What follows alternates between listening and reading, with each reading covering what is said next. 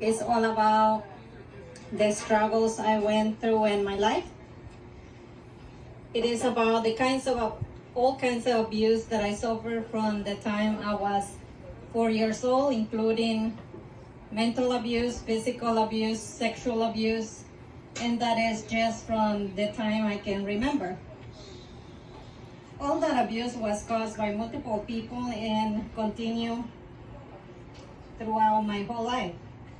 Some people who go through similar situations of abuse, they either don't survive or they get into using drugs or drinking alcohol. Some to cope, and they end up destroying their lives. Somehow I was able to overcome all the abuse and become the person I am today. My children especially gave me the strength to keep moving forward. I hope this book can help people to overcome difficulties in their lives. So I'm going to read a page for you that has a little bit of that. And it says,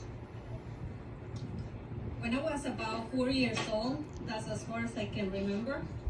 I can remember more far back about these kinds of things. Anyways, my mother was trying to put me in a school. That's why I remember that far back. I remember crying all the time as soon as she was trying to leave the school and leave me there. I didn't want to stay there, and thereafter I had to go back home walking with her sons. That was the most terrifying thing to do. I knew what could happen on the way walking with her sons on the way home. The walk from school to home was about 45 minutes to 1 hour. There was no transportation and we needed to walk in the heat or cold weather, even when it was raining. In addition, we needed to cross the river when it had water. My mother tried the same thing over and over, but I never wanted to stay in school for years.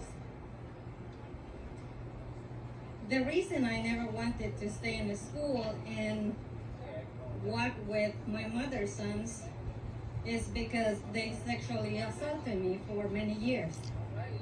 I didn't want to be with them alone.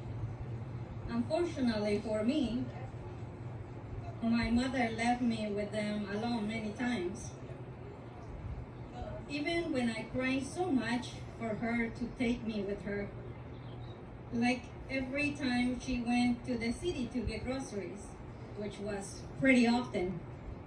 Sometimes she took Manuel, her older son, to help carry the groceries home. So I just stayed home with her younger son, David. Right after they left for the city, and David convinced me to stop crying. He always said, "Let's play the doctor's game."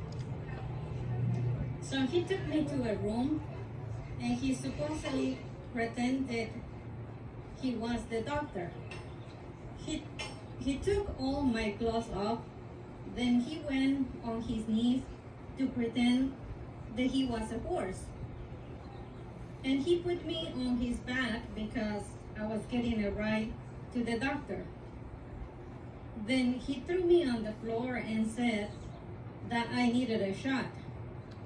So then he took his clothes off, and then he sexually assaulted me and continued until he wanted.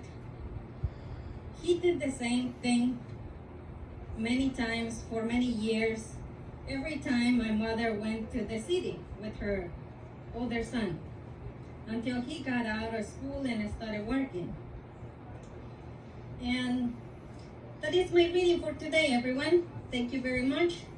I hope you all can get my book, and maybe you can help me inspire people out there to have better lives, no matter what life throws at you.